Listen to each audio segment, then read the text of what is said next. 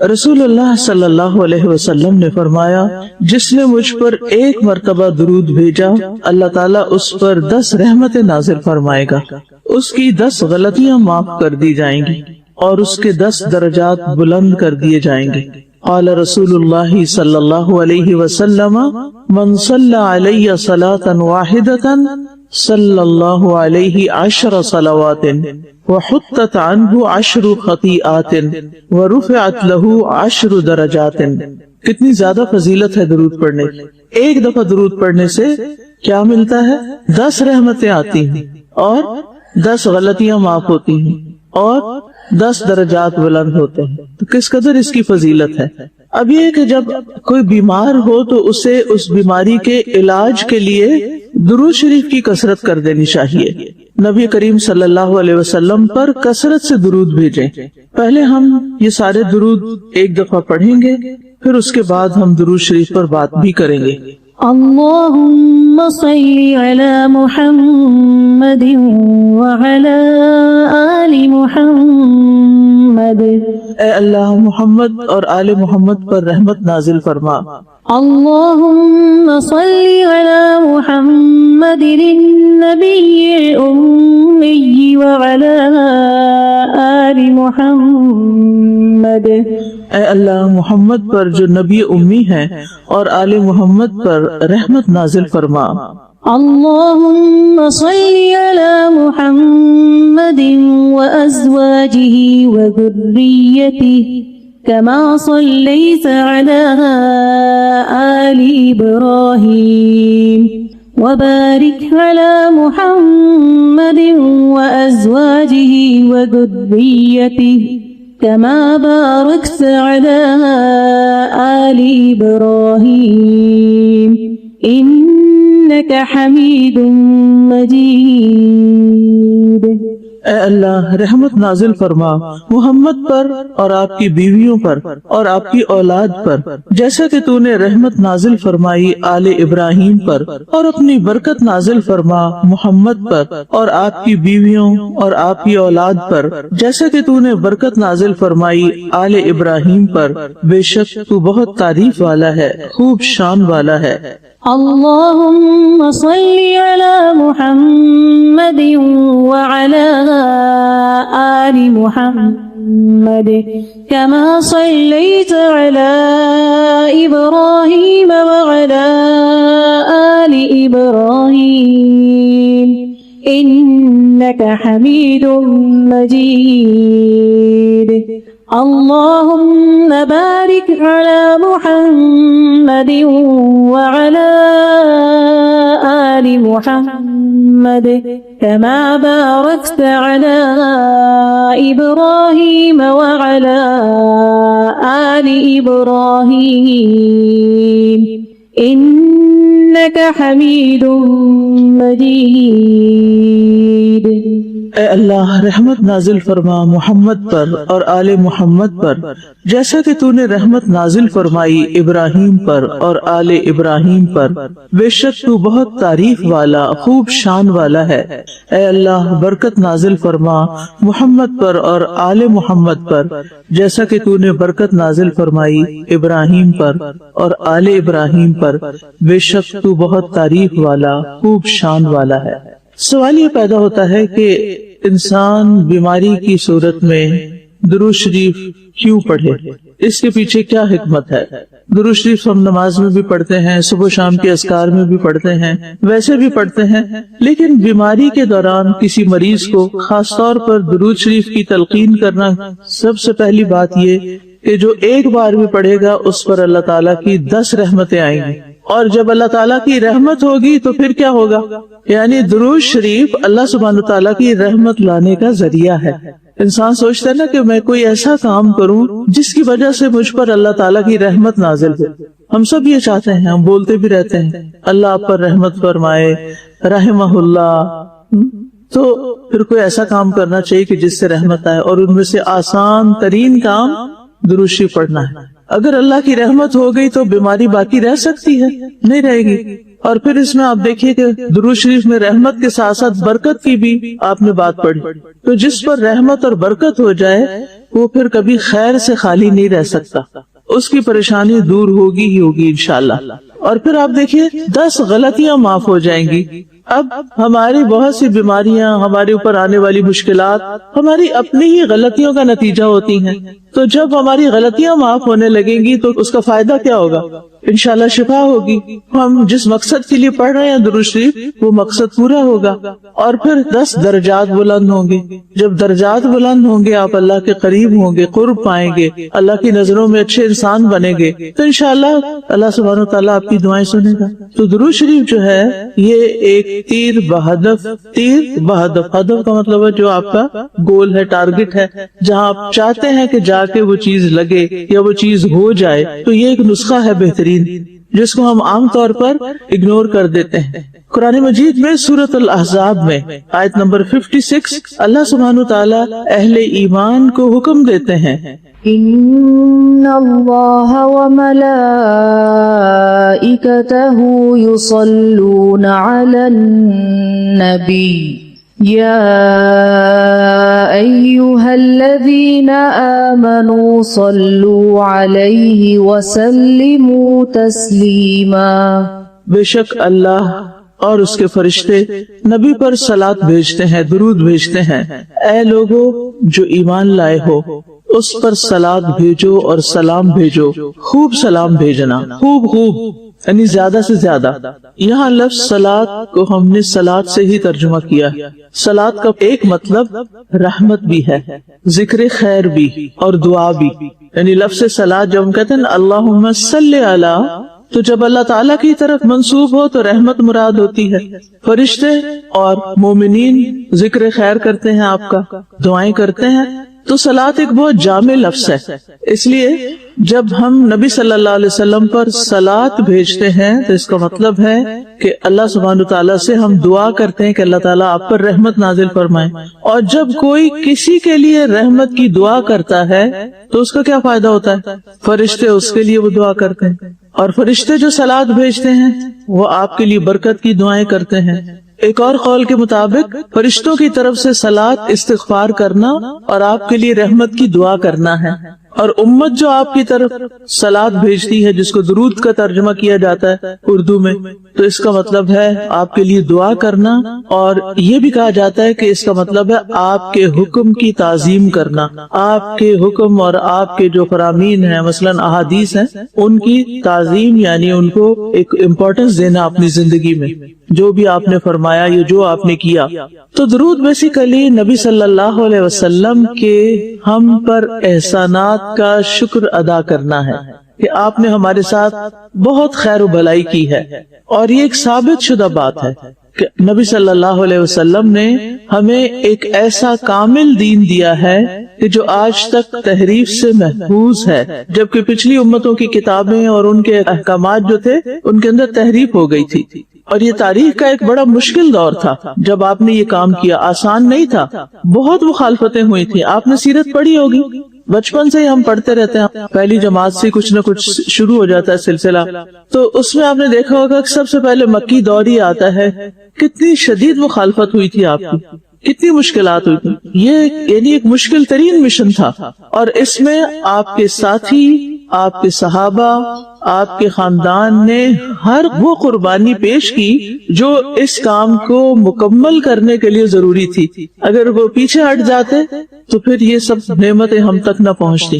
اس میں اللہ کے رسول صلی اللہ علیہ وسلم نے تو خیر سب سے زیادہ قربانی کی، لیکن جو آپ کے ساتھی تھے اور جو آپ کے اہل خانہ تھے انہوں نے بھی بہت اذیتیں برداشت کی. تو اس لیے جب ہم درود بھیجتے ہیں تو پھر کیا کرتے ہیں؟ آل محمد بھی کہتے ہیں، ازواج بھی کہتے ہیں، اصحاب بھی کہتے ہیں، ذریت بھی کہتے ہیں.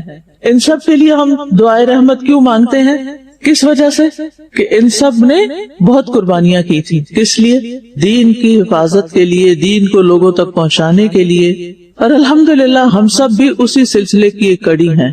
یعنی آپ کی امت جو ہے اس کی بھی یہی ذمہ داری ہے، اور اس میں الحمدللہ بہت سے لوگ ایسے کام کر رہے ہیں، تو جو بھی یہ کام کرے گا وہ اللہ کی رحمت کا مستحق بن جائے گا۔ تو قیامت تک کے لیے تمام مسلمانوں پر یہ لازم کر دیا گیا، نماز کا حصہ بنا دیا گیا، اذان کے بعد درود شریف پڑھنے کا حکم دیا گیا، تاکہ ہم سب آپ کے احسان عظیم کا اعتراف کریں، اس کو مان لیں۔ اور یہ ویسے بھی ایک عمومی سی بات ہے نا کہ جب کوئی شخص کسی پر احسان کرے تو انسانی فطرت تقاضا کرتی ہے، اندر سے خود کسی کو کہنا نہیں پڑتا، یعنی آپ کو کیا کرنا پڑتا ہے، آپ کو اس کا شکریہ ادا کرنا ہوتا ہے۔ یہ آپ کے اندر اللہ سبحانہ وتعالی نے ایک ایسی چیز رکھ دی ہے، وہ آتا ہے نا فَأَلْهَمَهَا فُجُورَهَا وَتَقْوَاهَا، یعنی برے خیالات بھی انسان کو آتے ہیں لیکن اس کے ساتھ ساتھ اچھے خیالات بھی آتے ہیں۔ تو جب انسان کو کوئی خوشی ملتی ہے، کسی کی طرف سے کوئی خیر ملتی ہے، تو قدرتی طور پر ہمارے دل میں اس کے لیے تعریف کے جذبات، شکریہ کے جذبات پیدا ہوتے ہیں۔ ہم چونکہ صحابہ کے بارے میں ذرا پڑھتے کم ہیں، یا آپ کے ازواج کے بارے میں ہماری معلومات کم ہیں، یا ان کی قربانیوں کے بارے میں ہم بھول جاتے ہیں، لہٰذا ہمارا درود بھی ایک بے روح سا ہو جاتا ہے۔ تو ان کے عظیم احسانات پر ایک فطری تقاضا ہے کہ اس پر شکر کا اظہار کیا جائے اور پھر ان کے لیے دعا کی جائے۔ تو درود جو ہے یہ ایک طرح سے شکر ادا کرنے کا طریقہ ہے، اور پیچھے ہم بہت پڑھ چکے ہیں کہ جو مثبت سوچ ہوتی ہے، جو شکر گزار انسان ہوتا ہے، اس کی نعمتوں میں اضافہ بھی ہوتا ہے، اس کی نعمتیں محفوظ بھی ہوتی ہیں، اور اللہ تعالیٰ اس سے محبت بھی کرتا ہے۔ تو درود شریف جب ہم بیماری کی حالت میں پڑھتے ہیں تو یہ شکر گزاری کی وجہ سے اور دعا کی وجہ سے اور احسان ماننے کی وجہ سے پھر ہم ایک پازیٹو سوچ کی طرف جاتے ہیں، اور اس طرح ہمیں نہ صرف یہ کہ ثواب ملتا ہے بلکہ ایک روحانی سکون بھی ملتا ہے، کیونکہ جب آپ کسی کے لیے کچھ کرتے ہیں تو کیا ہوتا ہے، سکون ملتا ہے یا نہیں؟ اگرچہ اس کام میں مشقت ہوتی ہے، تکلیف ہوتی ہے، ٹھیک ہے نا، مثلا آپ کسی کو پانی کا گلاس ہی بھر کے دیتے ہیں تو تھوڑی سی تکلیف تو ہوئی، لیکن جب اس شخص کی پیاس بجھتی ہے تو اس کے چہرے کے تاثرات بدلتے، اس کو دیکھ کر کیا ہوتا ہے؟ یا ایک ماں اپنے بچے کو جب کھانا کھلاتی ہے اور وہ جو مشکل ہی ہوتی ہے، یہ دودھ پلاتی ہے، کوئی بھی اس کی تکلیف دور کرتی ہے، تو تکلیف اٹھا کر آپ دوسرے کی تکلیف دور کرتے ہیں، تکلیف اٹھا کر، یعنی خود کو تکلیف میں ڈال لیتے ہیں اور اس کی تکلیف ہٹا رہے ہوتے ہیں۔ جب آپ کے اندر یہ چیز پیدا ہو جاتی ہے تو آپ رحمت کے لائق ہو جاتے ہیں، آپ قابل رحم ہو جاتے ہیں کہ آپ پر بھی اللہ تعالیٰ رحم فرمائے، ٹھیک ہے۔ تو ہم جب درود شریف پڑھتے ہیں تو اس سے پھر نیکیاں بھی ہمیں ملتی ہیں، گناہ بھی معاف ہوتے ہیں، درجے بھی بلند ہوتے ہیں، اور رحمت اور برکت بھی آتی ہے۔ تو درود شریف کا پڑھنا اور سوچ سمجھ کر پڑھنا یہ دراصل دل کو سکون دیتا ہے، روح کو طاقت بخشتا ہے، اور ایک اور فائدہ بھی ہے، اور وہ ہے دعاؤں کی قبولیت ہوتی ہے۔ یعنی جب آپ شفا کی دعاؤں کی کتاب مثلا آپ پڑھنے لگے ہیں کسی مریض کے پاس، یا مریض خود پڑھ رہا ہے، تو سب سے پہلے آپ تسبیح پڑھیں گے، اس کے بعد کیا کریں گے؟ درود شریف پڑھیں گے، اور اس طرح آپ کے لیے قبولیت کا راستہ کھل جائے گا، ٹھیک ہے نا۔ اور پھر اس کے بعد یہ ہے کہ آپ کے دکھ درد دور ہونے لگیں گے۔ امام ابن القیم رحمہ اللہ فرماتے ہیں کہ درود شریف پڑھنے سے دل زندہ ہوتا ہے، غم دور ہوتے ہیں، برکت آتی ہے، اور بیماریوں سے شفا ملتی ہے۔ تو گویا درود شفا کا ذریعہ ہے، اور اگر آپ تھوڑا سا اہتمام کچھ اور چیزوں کا بھی کر لیں، اور وہ کیا ہے کہ آپ دعائیں پڑھنے لگے ہیں، خاص طور پر مریض کو پڑھنے لگے ہیں، یا خود بیمار پڑھنے لگے ہیں، وضو کر لیں، وضو نہیں ہو سکتا تیمم کر لیں، دل میں شفا کا یقین رکھیں کہ میں یہ کام جو کرنے لگا اس کا نتیجہ نکلنے والا ہے، اور پھر دعاؤں کی ابتدا اور انتہا دونوں طرف آپ کیا کریں؟ درود پڑھیں، اور پھر درود کو پورے شعور کے ساتھ، محبت کے ساتھ پڑھیں، جن کے لیے دعا کر رہے ہیں ان کے احسانات کو یاد کر کے پڑھیں، تو انشاءاللہ آپ دیکھیں گے کہ بہت جلد فائدہ ہوگا۔ اور جب ہم درود پڑھتے ہیں تو کیا ہوتا ہے، ہم درود پڑھتے ہیں، فرشتے ہمارے لیے دعا شروع کر دیتے ہیں، اور برکتیں نازل ہونے لگتی ہیں، اور ہم انشاءاللہ آخرت میں پھر نبی صلی اللہ علیہ وسلم کی سفارش کے مستحق بھی ہوں گے۔ حضرت حسین بن علی رضی اللہ عنہ سے مروی ہے کہ رسول اللہ صلی اللہ علیہ وسلم نے فرمایا، جس کے پاس میرا ذکر کیا گیا اور وہ مجھ پر درود بھیجنا بھول گیا، وہ جنت کے راستے سے بھٹک گیا۔ تو اس سے کیا پتہ چلتا ہے کہ گویا درود کا پڑھنا، اور خاص طور پر اگر کسی مجلس میں نبی صلی اللہ علیہ وسلم کا ذکر ہو رہا ہو تو وہاں پڑھنا کیا ہے؟ جنت کی طرف جانے کا راستہ ہے۔ اور جو درود نہ پڑھے تو اس کے لیے دوری ہے، رسوائی ہے۔ ایک دفعہ نبی صلی اللہ علیہ وسلم ممبر پر تشریف لے جا رہے تھے، ایک سیڑھی چڑھے تو آپ نے فرمایا آمین، 3 دفعہ آپ نے آمین فرمایا ہر سٹیپ پر چڑھتے ہوئے۔ تو پھر آپ نے فرمایا کہ میرے پاس جبریل آئے تھے اور فرمایا اے محمد، جس نے رمضان کا مہینہ پایا پھر اس کی بخشش نہ ہو سکی، اللہ تعالیٰ اس کو اپنی رحمت سے دور کر دے۔ تو میں نے کہا آمین۔ فرمایا جس نے اپنے والدین میں دونوں یا ایک کو پایا اور پھر آگ میں داخل ہوا، اللہ اس کو اپنی رحمت سے دور کرے۔ میں نے کہا آمین۔ پھر فرمایا جس کے سامنے آپ کا ذکر کیا گیا اور اس نے آپ پر درود نہیں پڑھا تو اللہ اس کو بھی اپنی رحمت سے دور کر دے۔ تو گویا پڑھنا رحمت لانے کا ذریعہ ہے، اور آپ کا ذکر آنے پر نہ پڑھنا رحمت سے دوری کا ذریعہ ہے۔ اور دعا کرنے والے جبریل علیہ السلام ہیں اور آمین کہنے والے نبی صلی اللہ علیہ وسلم ہیں۔ ایک اور روایت میں آتا ہے وہ شخص رسوا ہوا جس کے سامنے آپ کا ذکر کیا گیا اور اس نے آپ پر درود نہیں پڑھا۔ ٹھیک ہے، امام ابن قیم نے درود شریف پڑھنے کے 39 فوائد ذکر کیے ہیں، 39 فائدے۔ آپ نے کچھ فائدے تو سنے ہیں، اس کے علاوہ بھی کچھ فائدے ہیں، ان کی کتابوں میں اس کا تذکرہ ملتا ہے۔ تو بہرحال بات یہی ہے کہ جو درود پڑھے گا وہ پریشانیوں سے نجات پائے گا۔ ایک شخص نے عرض کیا اے اللہ کے رسول، کیا میں اپنی دعا کا 1/3 تہائی حصہ آپ پر درود پڑھنے کے لیے مقرر کر دوں؟ یعنی جتنی دیر میں دعا مانگتا ہوں، مثلا 9 منٹ مانگتا ہوں تو 3 منٹ صرف درود ہی پڑھتا رہوں؟ آپ نے فرمایا ہاں اگر تم چاہو۔ اس نے کہا کیا 2/3 کروں، یعنی 6 منٹ پڑھ لوں؟ آپ نے یہ مثال دے رہی ہوں، اس نے 6 منٹ کی بات نہیں تھی وہاں، پھر بات سمجھانے کے لیے بات کریں۔ آپ نے فرمایا ہاں اگر تم چاہو۔ اس نے کہا اگر میں ساری دعا درود کے لیے مقرر کر دوں؟ تو آپ نے فرمایا پھر تو اللہ تمہارے دنیا اور آخرت کے غم اور فکر کے لیے تمہیں کافی ہو جائے گا۔ تو اس کا یہ مطلب نہیں کہ ہمیں کوئی اور دعا مانگنی نہیں چاہیے۔ یہاں یہ واقعہ اس لیے بیان کیا گیا ہے تاکہ لوگوں کو درود شریف پڑھنے کا فائدہ معلوم ہو کہ جو شخص اس کا اہتمام کرے گا وہ غموں سے نجات پا جائے گا، پریشانیوں سے نجات پا جائے گا۔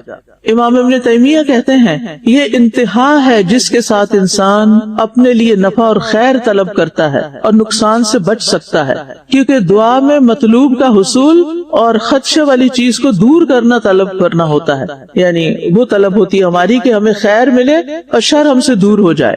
اور پھر آپ دیکھیے کہ صرف گن گن کے درود نہیں پڑھنا چاہیے، بلکہ چلتے پھرتے اٹھتے بیٹھتے جب بھی خیال آئے آپ درود پڑھ سکتے ہیں۔ اور بیماری میں تو اور کوئی کام کرنا نہیں ہوتا تو اس وقت زیادہ سے زیادہ اہتمام کیا جائے۔ اور ویسے بھی ہم بارہا یہ بات کر چکے ہیں کہ دعا پڑھنا، ذکر کرنا، تسبیح پڑھنا، تحمید پڑھنا، تکبیر پڑھنا، اللہ کی بڑائی بیان کرنا، یہ ساری کی ساری چیزیں انسان کی ذہنی اور جسمانی صحت پر مثبت اثر ڈالتی ہیں۔ یہ سارے اذکار انسان کے لیے شفا کا ذریعہ بنتے ہیں، کیونکہ ان اذکار کے ذریعے انسان کو جو سکون اور سکینت حاصل ہوتی ہے اس سے انسان کے ذہنی دباؤ میں کمی واقع ہوتی ہے، انسان ریلیکس ہونے لگتا ہے، اس کا امیون سسٹم سٹرونگ ہونے لگتا ہے۔ اور پھر ریسرچ یہ بھی کہتی ہے، یہ ہارورڈ یونیورسٹی کی ریسرچ ہے، کرنے والا اس کا نام بینسن ہے، وہ کہتا ہے کہ روزانہ مخصوص الفاظ یا جملے دہرانے سے، ریپیٹ کرتے رہنے سے دماغ میں ریلیکسیشن رسپانس پیدا ہوتا ہے جو بیماریوں کی شدت کو کم کرتا ہے۔ اب یہ تو ہمارے دین نے ہمیں سکھایا یہ 3 دفعہ پڑھ لو، یہ 33 دفعہ پڑھ لو، یہ 100 دفعہ پڑھ لو، یہ 7 دفعہ پڑھ لو۔ تو ان لوگوں تو اب ریسرچ سے بات پتہ چل رہی ہے، اور ہمارے لیے ہمارے نبی نے بہت پہلے یہ چیزیں ہمیں دے دی تھی۔ یہ نعمتیں، یہ علم نعمت ہے جو ہمیں قرآن و سنت کے ذریعے ملا۔ اور پھر آپ دیکھیے کہ ہمیں یقین نہیں نا، اس لیے ہم اس سے فائدہ نہیں اٹھاتے۔ ہاں اگر ہارورڈ یونیورسٹی کا کوئی شخص کہے گا کہ روزانہ یہ کام کرو گے تو تمہیں کچھ ملنے والا، تو ہمیں یقین آ جائے گا۔ کتنی عجیب بات ہے نا، اللہ اور اس کے رسول صلی اللہ علیہ وسلم کی بات پر اس سے زیادہ یقین ہونا چاہیے، اور ایمان تقاضا بھی اسی چیز کا کرتا ہے۔ یاد رہے گی یہ بات انشاءاللہ۔ وَمَنْ أَصْدَقُ مِنَ اللَّهِ حَدِيثًا، اللہ سے بڑھ کر کسی کی بات سچی نہیں، اور الصادق الامین سے بڑھ کر کسی کی بات سچی نہیں۔ بس یقین بڑھانے کی ضرورت ہے۔ اسی طرح یونیورسٹی آف کیلیفورنیا کی ایک ریسرچ کے مطابق ڈپریشن، بے-چینی اور درد کی شدت شکر گزاری اور روحانی رویوں سے کم ہو جاتی. یعنی جو شخص شکر گزار ہوتا ہے، اور روحانی رویے سے مراد یعنی کوئی روحانی طریقے کچھ پڑھنے کے، اور یعنی ریلیجس کی بجائے انہوں نے نا آلٹرنیٹ ٹرمز استعمال کر لی ہیں، میڈیٹیشن کبھی کہتے ہیں اور کبھی اسی طرح کی اور چیزیں. لیکن ہمارے نزدیک کیا ہے؟ اذکار. ہم ان کو کیا کہیں گے؟ اذکار کرنے سے، دعائیں پڑھنے سے، اللہ سبحانہ تعالیٰ کے بارے میں اچھا گمان رکھنے سے انسان کو ذہنی سکون ملتا ہے، اس کی بے چینی اور تکلیف دور ہوتی ہے.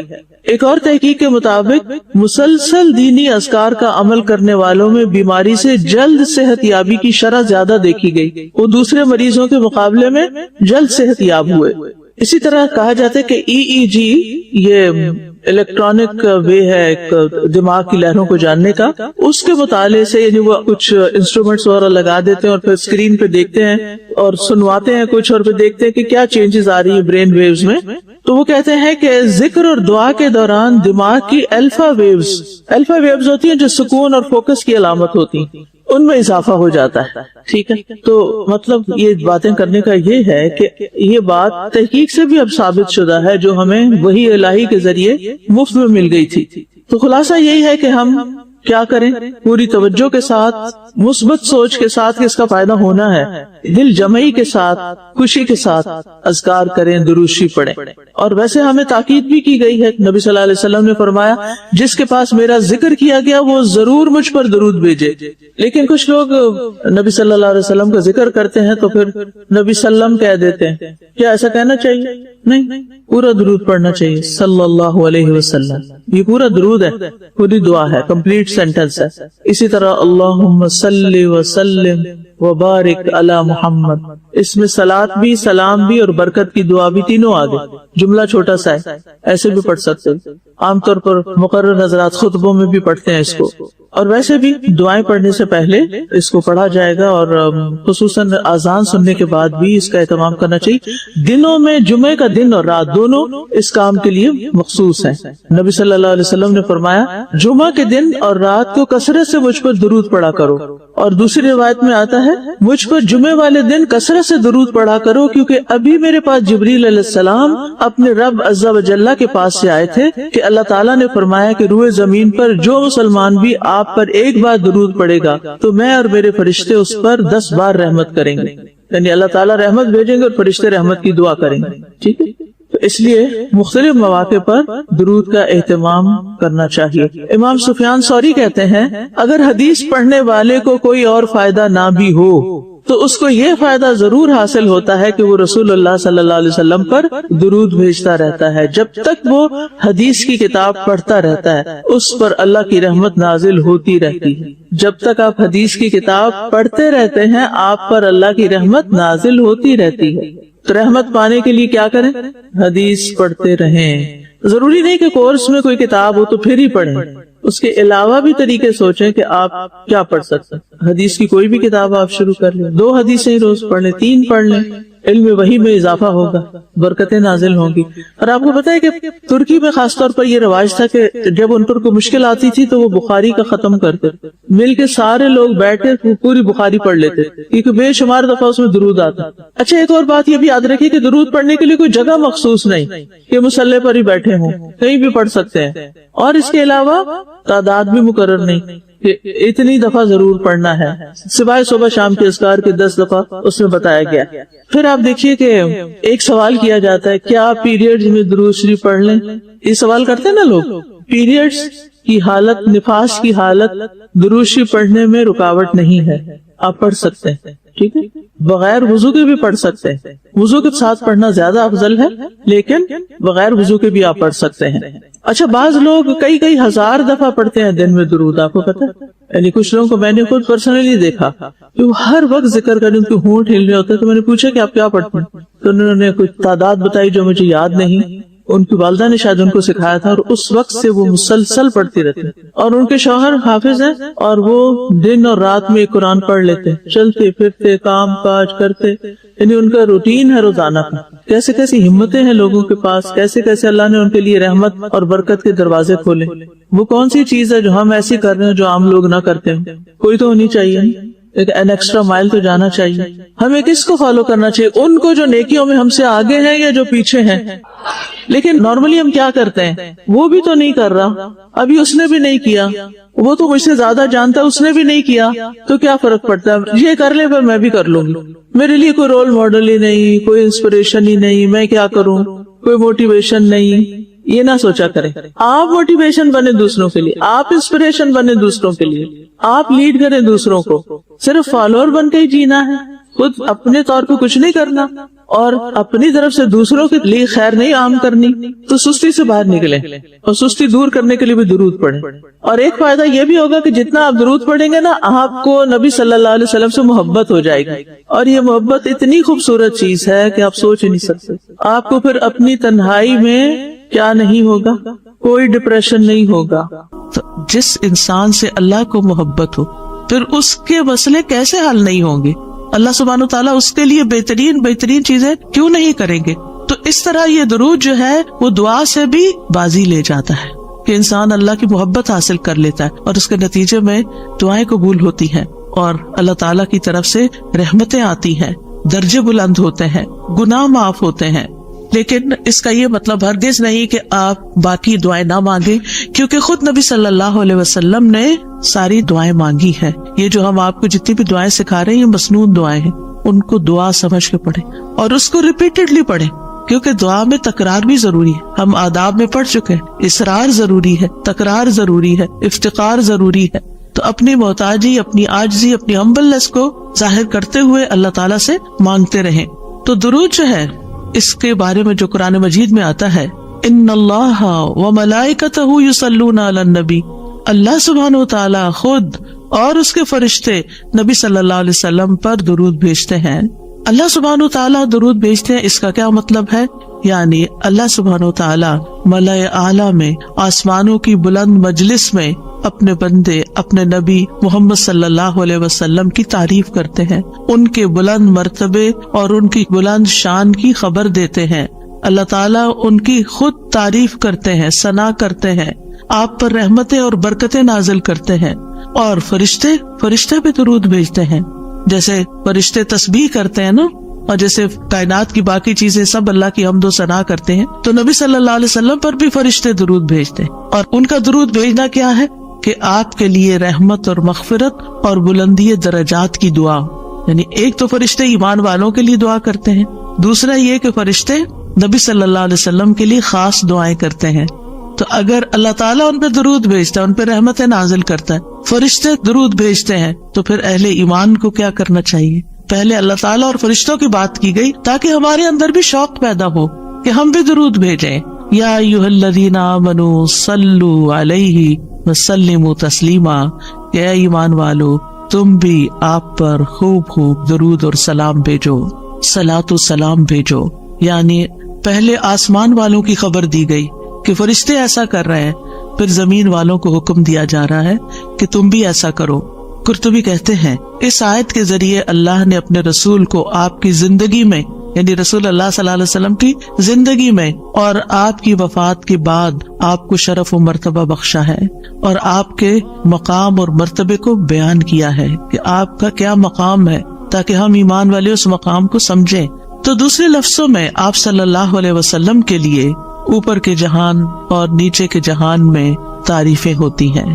یعنی ہم بھی آپ کی تعریف کرتے ہیں اور فرشتے بھی آپ کی تعریف کرتے ہیں، ہم بھی آپ کے لیے دعائیں کرتے ہیں، فرشتے بھی آپ کے لیے دعائیں کرتے ہیں. اور اللہ سبحانہ تعالیٰ ملائے اعلیٰ میں مقرب فرشتوں کے پاس اپنے نبی کی تعریف کرتے ہیں. آپ دیکھیں کہ دنیا میں طرح طرح کی مجالس ہوتی ہیں نا، کچھ مجالس بڑی خاص ہوتی ہیں، خاص لوگ صرف انوائٹڈ ہوتے، ہر کوئی نہیں وہاں جا سکتا. آسمانوں میں بھی خاص مجالس، اللہ سبحانہ وتعالیٰ کے جو خاص مقرب فرشتے ہیں جنہیں وہ حکم دیا گیا تھا کہ آدم کو سجدہ کرو، جن کے سامنے اللہ تعالیٰ نے یہ بات رکھی تھی کہ میں آدم کو پیدا کرنے جا رہا ہوں. یہ گیدرنگ جو ہے اس کو ملائے اعلیٰ کہتے ہیں. ملا کہتے ہیں سرداروں کو اور اعلیٰ کہتے ہیں بلند سردار. تو یہ ایلیٹ کلاس ہے فرشتوں کی کہ جس کے سامنے اللہ سبحانہ تعالیٰ نے حضرت آدم کی پیدائش کی بات کی تھی اور پھر اس کے بعد سجدے کا حکم دیا گیا تھا. تو مقرب فرشتوں کے درمیان یا ان کے پاس اللہ سبحانہ تعالیٰ نبی صلی اللہ علیہ وسلم کی تعریف کرتے ہیں. ذرا سوچئے، امیجن کیجئے فرشتوں کی مجلس، ویسے تو کوئی فرشتہ اللہ کی نافرمانی نہیں کرتا، ہر فرشتہ اطاعت گزار ہے، ہر فرشتہ اللہ کی بات مان، یفعلون ما یؤمرون، لپکتے ہیں، دوڑتے ہیں، بھاگتے ہیں، تیز بھاگتے ہیں ایک دوسرے سے، بس سابقات سبقہ، ایک دوسرے سے سبقت لے جاتے ہیں اللہ کا حکم ماننے میں. یعنی فرشتوں کا یہ حال ہے، لیکن ان کی کیٹیگری سے. سورۃ فاطر کے شروع میں کیا آتا ہے؟ جاعل الملائکۃ رسلا اولی اجنحۃ مثنی وثلاث ورباع ویزید فی الخلق ما یشاء. 2 پروں والے فرشتے بھی ہیں، 3 والے بھی ہیں، 4 والے بھی ہیں، اور پھر اللہ جتنی چاہتا ہے بڑھا دیتا ہے. جبریل علیہ السلام کے تو 600 پر ہیں. سوچئے کیا کیفیت ہوگی ان کی. اور پھر جو حاملین عرش فرشتے ہیں، ان کی کندھے سے لے کے یہاں کان کی لو تک 700 سال کا فاصلہ ہے. اتنا عرصہ کوئی سفر کرتا رہے. اب آپ خود سوچیں کہ اتنے بڑے فرشتے ہیں وہ، ان کے سامنے اللہ سبحانہ وتعالی محمد صلی اللہ علیہ وسلم کی تعریف فرماتے ہیں. آپ کے مقام کا اندازہ کریں، کیا ہم نے قدر کی اپنے نبی کی؟ ہم کیا درود پڑھتے ہیں، ہم کیا تعریف کرتے ہیں، ہم کتنا جانتے ہیں آپ کو، ہم آپ کی سنت کو کیا سمجھتے ہیں. حدیث، یہ تو حدیث ہے، یہ قرآن تو نہیں ہے. استغفر اللہ. آپ نے دین کے مختلف چیزوں میں فرق کر دیا، جس کو خود رسول اللہ صلی اللہ علیہ وسلم دے کر گئے تھے. آپ کس راہ پہ چل پڑے؟ تو آپ سوچئے کہ اللہ کے رسول صلی اللہ علیہ وسلم کی تعریف وہاں ہو رہی. راہ گزرتا بھی کوئی ہماری تعریف کر دے نا تو ہم ایسے بھول جاتے ہیں کہ بڑی چیز ہو گئے، ہم پتہ نہیں کیا بن گئے ہیں. اس کو بھی بہت کچھ سمجھتے ہیں. کبھی فیس بک میں لگاتے ہیں یہ فلاں نے ہماری تعریف کی ہے، کبھی کچھ کرتے ہیں، کبھی کچھ کرتے ہیں تعریف. آپ سوچئے پھر ہم کیا ہے اور محمد صلی اللہ علیہ وسلم کیا ہے، جن کی تعریف اللہ تعالیٰ کر رہے ہیں اور وہ فرشتوں کی مجلس میں کر رہے ہیں. اس تعریف کا کیا کہنا. ایسے پیغمبر پر، ایسے نبی پر کیا ہم درود نہیں بھیجیں گے؟ کیا ہم ان کے لیے دعائیں نہیں کریں گے؟ اللہ سبحانہ وتعالیٰ سے ان کے لیے وسیلہ نہیں مانگیں گے؟ تو صلاۃ کا جو لفظ ہے، صلاۃ کا لفظ اس کے معنی میں رحمت بھی ہے، ذکر خیر بھی ہے، دعا بھی ہے. رحمت، ذکر خیر اور دعا. قاموس میں ہے الصلاۃ الدعاء والرحمت والاستغفار وحسن الثناء من اللہ عز وجل علی رسولہ صلی اللہ علیہ وسلم. صلاۃ سے مراد دعا، رحمت، استغفار اور اللہ عز وجل کی طرف سے اس کے رسول کی تعریف ہے. یعنی درود کا یہ مطلب ہے. یعنی اللہ تعالیٰ کی طرف سے صلاۃ بھیجنے کا مطلب کیا ہے کہ اللہ تعالیٰ آپ سے راضی ہے اور آپ پر رحمت نازل کرتے ہیں. ٹھیک ہے، یعنی اللہ تعالیٰ آپ پر درود بھیجتے یعنی آپ پر رحمت نازل کرتے ہیں اور آپ سے راضی ہیں. ابن قیم کہتے ہیں نبی صلی اللہ علیہ وسلم پر اللہ کے صلاۃ بھیجنے سے مراد اللہ سبحانہ تعالیٰ کا آپ کی تعریف کرنا ہے اور آپ کی دیکھ بھال کرنا ہے اور آپ کے شرف کو ظاہر کرنا ہے اور آپ کی فضیلت اور حرمت کو ثابت کرنا ہے. اور فرشتوں کے صلاۃ بھیجنے کا مطلب کہ وہ دعا کے معنی میں ہے کہ وہ نبی صلی اللہ علیہ وسلم کے لیے دعا مانگتے ہیں. اور یہ بھی ممکن ہے کہ وہ اللہ سبحانہ تعالیٰ کے ساتھ مل کر نبی صلی اللہ علیہ وسلم کی تعریف کرتے ہیں کہ فرشتے بھی آپ کی تعریف کرتے ہیں. ابو عالیہ کہتے ہیں کہ معزز فرشتوں کا صلاۃ بھیجنا ان کا دعا کرنا ہے نبی صلی اللہ علیہ وسلم کے لیے. ابن عباس کہتے ہیں یصلون کا مطلب ہے وہ برکت کی دعا کرتے ہیں. یہ سارے معنی میں اختلاف نہیں ہے، یہ مختلف طریقے سے صلاۃ کے لفظ کو واضح کیا گیا، کیونکہ عام طور پر ہمیں لفظ درود کا بھی مطلب کوئی نہیں آتا ہوتا. یعنی کہ اگر کسی سے پوچھے درود کیا ہوتا ہے، کچھ پتہ نہیں، بس ہوتا ہے درود. تو عربی میں درود نہیں کہتے، یہ فارسی کا لفظ ہے. عربی میں صلاۃ کہتے ہیں اور صلاۃ میں یہ سارے معنی آ جاتے ہیں جو میں عرض کر رہی ہوں. اور امت کو کیا حکم ہے کہ وہ آپ کے لیے دعا بھی کرے اور آپ کے حکم کی تعظیم بھی کرے. آپ کے حکم کو، جو نبی صلی اللہ علیہ وسلم کا حکم ہے، اس کو سب کے حکم پر فوقیت دیں، اس کو بڑا سمجھیں. ایک طرف ماں باپ کا حکم، ایک طرف رسول اللہ صلی اللہ علیہ وسلم کا حکم. اگرچہ اللہ سبحانہ تعالیٰ نے ہمیں ماں باپ کے ساتھ احسان کا حکم دیا ہے، ان کی بات ماننے کے لیے بھی کہا ہے، لیکن ان کے مقابلے میں اگر رسول اللہ صلی اللہ علیہ وسلم آ جاتے ہیں تو پھر ہمیں رسول اللہ صلی اللہ علیہ وسلم کی بات کو فوقیت دینی ہے، ترجیح دینی ہے، اہمیت دینی ہے. کیونکہ وہ شخص مومن ہی نہیں ہو سکتا جس کو نبی صلی اللہ علیہ وسلم اس کے والدین، اولاد اور سب انسانوں سے زیادہ محبوب نہ ہو جائیں. یہ ایمان کا کرائیٹیریا ہے. سارے انسانوں، چاہے کوئی کتنے بڑے بڑے اسکالرز ہوں، سائنٹسٹ ہوں، ریسرچرز ہوں، چاند پہ جانے والے لوگ ہوں، جو مرضی ہوں، جہاں رسول اللہ صلی اللہ علیہ وسلم کی بات آ گئی، یہ بات سچی ہے، صدق اللہ و رسولہ، اللہ اور اس کے رسول نے سچ کہا ہے. صحیح اوتھینٹک حدیث سامنے آ گئی ہے، ایسا ہی کرنا چاہیے. ریسرچز کہتی ہیں شہد نہ کھایا جائے کیونکہ اس میں بہت سویٹنس ہے. نہیں، قرآن کہتا ہے کہ شہد میں شفا ہے. نبی صلی اللہ علیہ وسلم نے تجربہ کروایا تھا ایک شخص کو، وہ شہد سے پہلے بیمار ہوا تھا اور پھر اسی سے ہی وہ ٹھیک ہوا تھا جس کا پیٹ خراب ہوا تھا.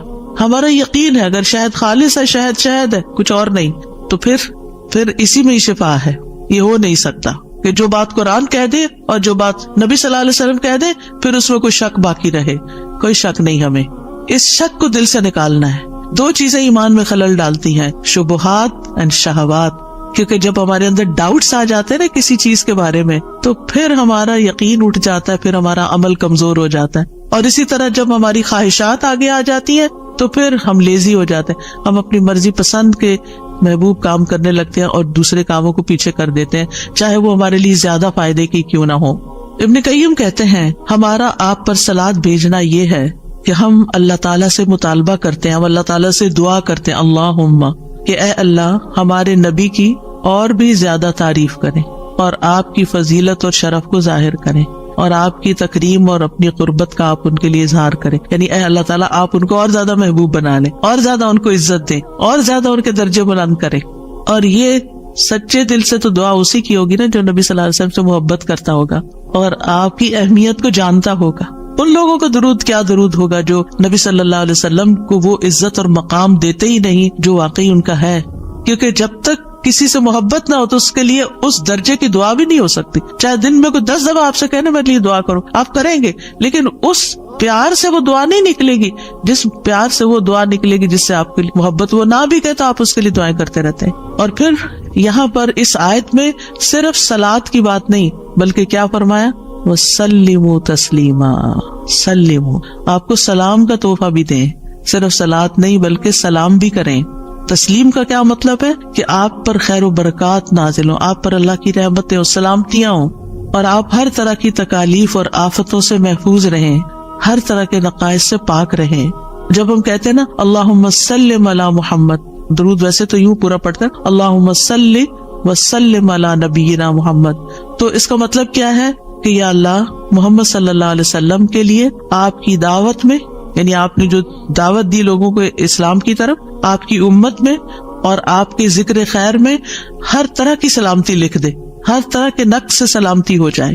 اور اس طرح امت آپ کے لیے جتنی دعائیں کرتی جا رہی ہے، یعنی جب سے نبی صلی اللہ علیہ وسلم کے بارے میں یہ آیت اتری اور جب سے صحابہ کرام اور پھر تابعین، تبع تابعین اور امت کے باقی لوگ ان ساری صدیوں میں آپ کے لیے یہ دعا کر رہے ہیں، ان ساری دعاؤں کے اس درود کے نتیجے میں آپ کا مقام بلند ہوتا جا رہا ہے، ہوتا جا رہا ہے، ہوتا جا رہا ہے. آپ سوچئے کہ اللہ سبحانہ وتعالیٰ کتنا قدردان ہے. نبی صلی اللہ علیہ وسلم نے اپنی نبوت کی مختصر زندگی میں جو محنت کی سو کی، لیکن اس کا انعام اور صلہ کتنی خوبصورت شکل میں اللہ تعالیٰ دے رہا ہے کہ دنیا میں آپ کا نام بلند کر رہا ہے اور آپ کو بلندی عطا کر رہا ہے اور آپ کے لیے سب سے دعائیں کرنے کو کہہ رہا ہے. یعنی درود کیا ہے؟ نبی صلی اللہ علیہ وسلم کے لیے دعا، اور وہ دعائیں اللہ تعالیٰ قبول بھی کرتے جا رہے اور اس کے نتیجے میں نبی صلی اللہ علیہ وسلم کے درجات بلند ہوتے چلے جا رہے ہیں. تو سوچئے جو سنت کی پیروی کرے گا، جو آپ کے مشن کو آگے لے کے بڑھے گا، جو اخلاص کے ساتھ اس رستے کو اپنائے گا، جو یہی کام کرے گا جو محمد صلی اللہ علیہ وسلم نے کیے، جو آپ کا پیروکار ہوگا، جو آپ کی سنت کا متبع ہوگا، جو آپ کے اس مشن یعنی دین کی تبلیغ کے کام کو آگے لے کر بڑھے گا، کیا اللہ تعالیٰ اس کو ایسے ہی چھوڑ دیں گے؟ کیا اللہ سبحانہ تعالیٰ اس کی قدر نہیں کریں گے؟ ہم سب انسان کسی نہ کسی طرح دنیا میں بلندی چاہتے ہیں، کوئی ڈگری کے ذریعے، کوئی مال کے ذریعے، کوئی کسی ذریعے دوسروں سے آگے نکلنا چاہتا ہے، بلند مرتبہ ہونا چاہتا ہے. لیکن اس راستے کو چھوڑ دیتے ہیں کیونکہ اس راستے کو بظاہر یوں لگتا ہے کہ اس سے کیا ملے گا، ہمیں اس سے کون سی بلندی مل جائے گی. اور اس طرح ہم نبی صلی اللہ علیہ وسلم کے طریقہ کار کو چھوڑ کر اور طریقوں کو اختیار کرنے لگتے ہیں. ہم سمجھتے ہیں شاید اس میں زیادہ خیر ہے یا اس سے ہمیں زیادہ بھلائی یا کوئی بڑائی مل جائے گی. نہیں، اصل بات یہ ہے کہ ہمیں جو عزت یہ دین دے سکتا ہے، جو مرتبوں کی بلندی، جو اللہ کی رحمتیں، جو خیر اور لازوال نعمتیں جنہیں کبھی ختم نہیں ہونا، جو اس راستے سے مل سکتی ہے، وہ دنیا میں کوئی اور راستہ ہے ہی نہیں ان سب نعمتوں کو پانے کا. پھر بھی ہم اپنے دین کو حقیر سمجھتے ہیں اور دین کی خدمت کو فارغ وقت کا کام سمجھتے ہیں. اور پورے خوشی اور محبت اور خلوص کے ساتھ یہ کام نہیں کرنا چاہتے؟ ہمیں ضرورت رہتی ہے کہ کوئی اور آئے دھکا سٹارٹ کرے اور پھر ہم آگے بڑھے، کوئی ہمیں موٹیویٹ کرے تو پھر ہم کچھ کریں. ہم خود سے کچھ کرنے والے نہیں. ہم کس بات کے انتظار میں ہیں؟ اصل مشکل یہ کہ ہمارے یقین میں کمی ہے، تو اس یقین کو بڑھانے کی ضرورت ہے. تو اللہ سبحانہ و تعالیٰ اپنے فرشتوں کے بعد ایمان والوں کو حکم دیتا ہے کہ اے مومنو، تم تو زیادہ حقدار ہو کہ نبی پر درود و سلام بھیجو، کیونکہ تمہیں ان کی رسالت سے جو برکتیں حاصل ہوئی ہیں، جو فیض حاصل ہوا ہے، وہ فرشتوں کو تو نہیں ہوا نا. فرشتے تو پہلے سے اللہ کی عبادت کرے. ہمیں عبادت کے طریقے کس نے سکھائے؟ محمد صلی اللہ علیہ وسلم نے سکھائے. آپ کی بدولت ہمیں یہ ساری نعمتیں ملی، تو ہمیں تو زیادہ پھر درود بھیجنا چاہیے. تو صلو علیہ وسلموا تسلیما. تو آپ کا حق اور آپ کی عزت اور آپ کی قدردانی صرف یہ نہیں کہ ہم آپ کی شان میں کوئی گستاخی نہ کریں یا کوئی گستاخی کرے تو اس کے پیچھے پڑ جائیں. آپ کا مقام اس سے زیادہ کا متقاضی ہے کہ آپ پر درود و سلام بھیجا جائے. اور یہ قرآن سے بھی ثابت، اور یہ سنت سے بھی ثابت، اور یہ فرشتوں کا طریقہ بھی ثابت. اسی لیے آپ دیکھیں کہ نماز کے اندر درود پڑھنا واجب ہے. واجب ہے. اگر آپ نے اتحیات پڑھ کے سلام پھیر دیا، درود نہیں پڑھا، تو آپ کی نماز ناقص ہے. لیکن اگر آپ کو وضو ٹوٹ رہا ہے مثال کے طور پر، اور آپ سوچتے ہیں کہ اب اگر میں اس موقع پر میری نماز جاتی ہے تو میں کیا کروں گا، تو اگر آپ صرف اتنا بھی پڑھ دیتے ہیں نا، اللہم صلی وسلم علی نبینا محمد، اور سلام پھیر دیتے ہیں، نماز ہو جاتی ہے. تو یہ یعنی عام حالات میں بھی ہم درود پڑھ سکتے ہیں، اور نماز میں تو پڑھنا ہی پڑھنا ہے. اور پھر اذان کے بعد اور مختلف مواقع پر انشاءاللہ دیکھتے ہیں.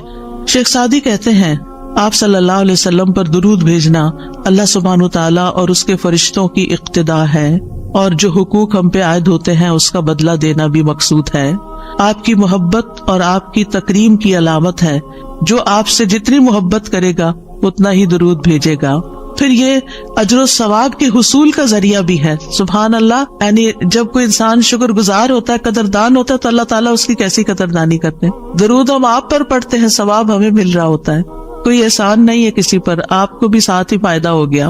اور پھر یہ ایمان کی علامت ہے، کیونکہ جو آپ سے محبت نہیں کرتا اس کا ایمان مکمل نہیں. اور پھر آپ کی توقیر جس کا حکم اللہ تعالیٰ نے دیا اس کی علامت بھی ہے. لِتُؤْمِنُوا بِاللَّهِ وَرَسُولِهِ وَتُعَزِّرُوهُ وَتُوَقِّرُوهُ وَتُسَبِّحُوهُ بُكْرَةً وَأَصِيلًا، تاکہ تم اللہ اور اس کے رسول پر ایمان لاؤ اور اس کی مدد کرو اور اس کی تعظیم کرو اور دن کے شروع اور آخر میں تسبیح کرو. نبی صلی اللہ علیہ وسلم کے امت پر جو احسانات ہیں ان کا تھوڑا سا ذکر کرنا اس لیے ضروری ہے تاکہ یاد تازہ ہو جائے کہ آپ کے ذریعے ہمیں کیا کیا فیض ملا.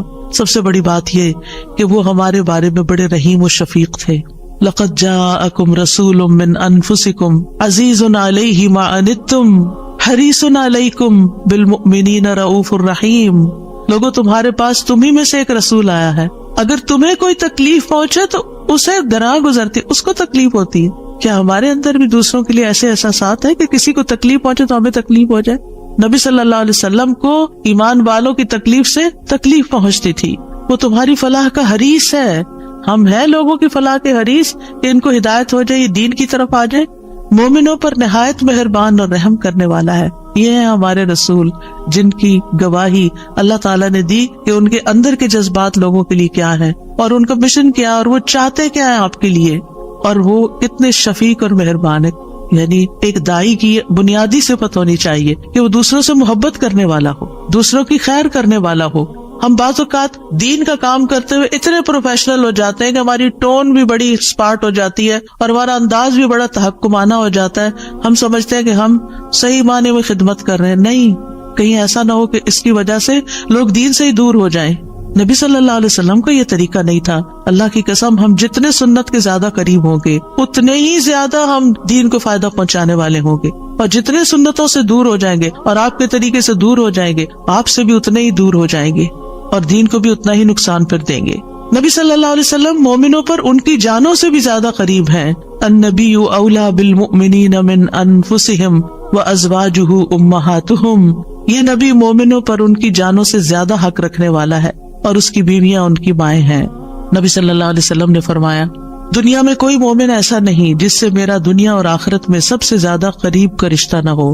اگر چاہتے ہو تو یہ آیت پڑھ لو، یعنی صرف اس دور کے لوگوں کے لیے نہیں تھے آپ قریب، بلکہ ہمارے لیے بھی ہیں۔ فرمایا یہ آیت پڑھ لو، النبی اولا بالمؤمنین من انفسہم، نبی مومنوں پر ان کی جانوں سے بھی زیادہ قریب ہیں، لہٰذا جو کوئی مومن مر جائے اور مال چھوڑ جائے تو وہ اس کے خاندان کو ملے گا، اس کے وہ وارث ہوں گے، اور جو قرض یا عیال چھوڑ جائے وہ میرے پاس آئے، میں اس کا بندوبست کروں گا۔ آج کوئی حکمران، کوئی لیڈر ایسا ہے جو یہ کہے کہ تمہارا کوئی فوت ہو جائے، جو وہ چھوڑے وہ سب تمہارا، لیکن اگر کوئی تمہاری ضرورت ہے تو میرے پاس آ جاؤ؟ ایسی خیرخواہی محمد صلی اللہ علیہ وسلم کے اندر تھی اپنے ساتھیوں کے لیے۔ آپ امت کے لیے روتے تھے۔ نبی صلی اللہ علیہ وسلم نے ابراہیم علیہ السلام کے بارے میں یہ آیت پڑھی، ربی انہن اضللن کثیرا من الناس فمن تبعنی فانہ منی، کہ اے میرے رب ان بتوں نے بہت سے لوگوں کو گمراہ کر دیا ہے، تو جو میری پیروی کرے وہ مجھ سے ہوگا۔ اور یہ آیت جس میں عیسیٰ علیہ السلام کہتے ہیں ان تعذبہم فانہم عبادک وان تغفر لہم فانک انت العزیز الحکیم، اے اللہ اگر تو انہیں عذاب دے، یعنی جو میرے پیروکار ہیں، تو تیرے بندے ہیں دے دے، اور اگر تو بخش دے تو بے شک تو عزیز الحکیم ہے۔ نبی صلی اللہ علیہ وسلم نے کیا پڑھا؟ ابراہیم علیہ السلام نے کہا بس وہ میرے ہیں جو میری پیروی کرے۔ عیسیٰ علیہ السلام نے کہا تیرے بندے ہیں، تو چاہے تو سزا دے۔ نبی صلی اللہ علیہ وسلم کو دیکھیے، پھر آپ نے یہ دو آیتیں پڑھ کے اپنے ہاتھ اٹھائے اور فرمایا اے اللہ میری امت، میری امت، امتی امتی، اور آپ رونے لگ گئے۔ یہ آپ کے دل میں امت کے لیے پیار تھا، امت کے دل میں محمد صلی اللہ علیہ وسلم کے لیے کیا محبت ہے۔ تو اللہ عز و جل نے فرمایا اے جبریل جاؤ محمد کے پاس، حالانکہ تیرا رب خوب جانتا ہے، اور ان سے پوچھو کہ کیوں رو رہے ہیں۔ جبریل علیہ السلام آپ کی خدمت میں آئے اور آپ سے رونے کی وجہ پوچھی، تو رسول اللہ صلی اللہ علیہ وسلم نے انہیں بتا دیا کہ میں اپنی امت کے لیے رو رہا ہوں، حالانکہ اللہ سب سے زیادہ جاننے والا ہے۔ تو اللہ تعالیٰ نے فرمایا اے جبریل محمد کی طرف جاؤ اور ان سے کہہ دو کہ ہم آپ کو آپ کی امت کے بارے میں ضرور راضی کر دیں گے، اور ہم آپ کو غمگین نہیں کریں گے۔ اتنے حریص تھے وہ ہماری نجات کے اور ہماری فلاح کے، تو کیا وہ والدین سے بھی زیادہ پر مہربان نہیں ہم پر؟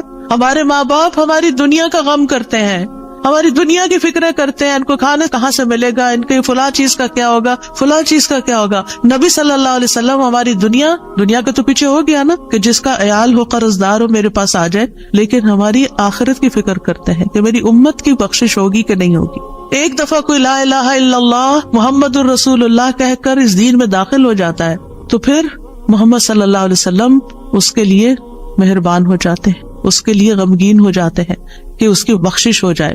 آپ ہر نماز میں امت کے لیے دعائیں کرتے تھے، ہر نماز میں۔ حضرت عائشہ کہتی ہیں میں نے رسول اللہ صلی اللہ علیہ وسلم کو خوش طبیعت دیکھ کر کہا اے اللہ کے رسول میرے لیے اللہ تعالیٰ سے دعا کرے۔ آپ نے فرمایا اللہم اغفر لعائشہ ما تقدم من ذنبها وما تأخر وما اسرت وما اعلنت، اے اللہ عائشہ کے سب گناہ بخش دے، جو اس نے پہلے کیے، جو بعد میں کیے، جو چھپا کے کیے، جو اعلانیہ کیے۔ خوشی سے حضرت عائشہ نے ہنسنا شروع کر دیا، یہاں تک کہ ہنستے ہنستے ان کا سر رسول اللہ صلی اللہ علیہ وسلم کی گود میں جا پڑا۔ آپ نے پوچھا کیا تمہیں میری دعا نے خوش کر دیا؟ انہوں نے کہا بھلا مجھے کیا ہے کہ آپ کی دعا خوش نہ کرے، آپ کی دعا سے ہی خوش ہوئی ہوں۔ آپ نے فرمایا اللہ کی قسم میں ہر نماز میں اپنی امت کے لیے یہ دعا کرتا ہوں۔ یہ احسانات ہیں آپ کے ہم پر، اور آپ نے اپنی مقبول ترین دعا جو تھی اپنی امت کے لیے محفوظ کر لی۔ نبی صلی اللہ علیہ وسلم نے فرمایا مجھ سے کہا گیا آپ مانگے، کیونکہ ہر نبی نے مانگا ہے، ہر نبی کو ایک مقبول دعا دی گئی ہے کہ جو اللہ تعالیٰ ضرور قبول کرے گا۔